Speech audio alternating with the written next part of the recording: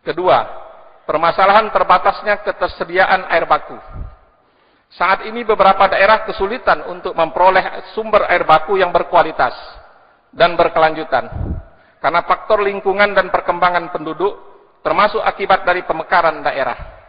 Hampir semua kota harus mengambil air baku untuk air minum jauh keluar kota.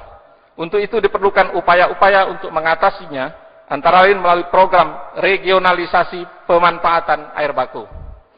Kami berharap pemerintah pusat melalui Kementerian Pekerjaan Umum terus berupaya untuk memenuhi dan menjamin ketersediaan air baku bagi PDAM sebagai penyelenggara air minum di daerah.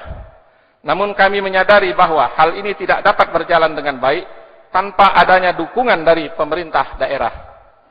Seringkali terjadi ketidakterpaduan program antara pemerintah pusat dengan pemerintah daerah. Sebagai contoh, pemerintah pusat melalui Kementerian Pekerjaan Umum telah membangun unit air baku dan unit produksi di daerah, akan tetapi pemerintah daerah tidak menganggarkan dana untuk membangun unit transmisi dan distribusi, sehingga infrastruktur yang telah dibangun tidak dapat dimanfaatkan oleh PDAM untuk pengembangan pelayanan air minum. Dengan kata lain, ketersediaan air baku sudah terjamin, tetapi tidak berfungsi sebagaimana mestinya. Untuk itu diperlukan komitmen dan dukungan dari pemerintah daerah untuk mensinergikan program dari pemerintah pusat tersebut, sehingga dapat berfungsi secara optimal untuk mengembangkan pelayanan air minum di daerah. Yang ketiga, permasalahan pajak air minum dan non-air minum. Sesuai amanat PP nomor 16 tahun 2005, bahwa PDAM berkewajiban untuk mendistribusikan air minum yang memenuhi persyaratan. Berkaitan dengan hal ini, PDAM yang mendistribusikan air minum akan berpotensi dikenakan pajak oleh pemerintah, mengingat saat ini kebijakan fiskal untuk pembebasan pajak baru sebatas air bersih saja.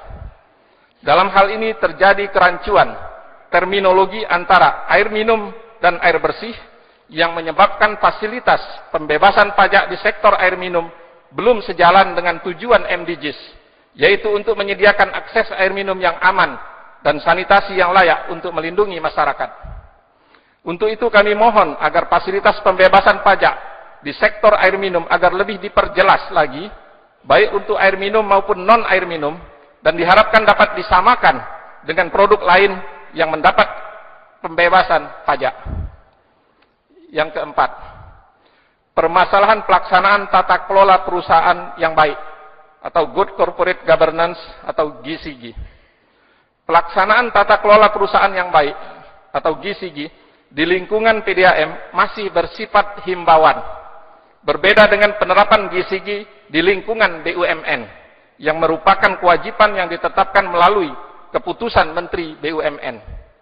Hal ini sangat diperlukan untuk meningkatkan kemampuan manajemen dan kelembagaan dalam pengelolaan air minum secara efektif, efisien, dan profesional, sehingga dapat transparan dan partisipatif dalam penyelenggaraannya, serta akuntabel dalam pengelolaannya.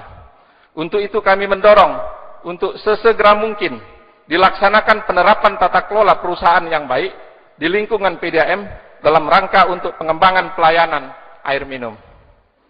Bapak Wakil Presiden, Bapak Menteri, hadirin yang kami muliakan.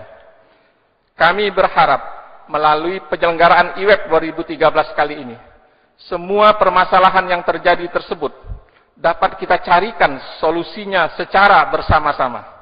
Mari kita sinergikan semua sumber daya, termasuk mensinergikan semua kebijakan dan strategi nasional yang ada untuk mempercepat pengembangan pelayanan air minum dan air limbah di Indonesia dalam rangka pencapaian target MDGs 2015. Momen IWEB 2013 sangat tepat untuk meneruskan kebijakan pemerintah pusat kepada pemerintah daerah, karena acara ini dihadiri oleh para wali kota dan bupati dan direksi PDAM se-Indonesia, sehingga diharapkan dapat membangkitkan kembali kepedulian dan komitmen daerah untuk mengejar target MDGs sektor air minum dan air limbah, serta dapat digunakan sebagai barometer untuk mengetahui posisi pembangunan sektor air minum dan air limbah di masing-masing daerah, dan membuka wawasan kita semua untuk lebih memahami berbagai tantangan dan peluang, serta menyadari arti pentingnya penyediaan air minum dan air limbah untuk meningkatkan derajat kesehatan masyarakat.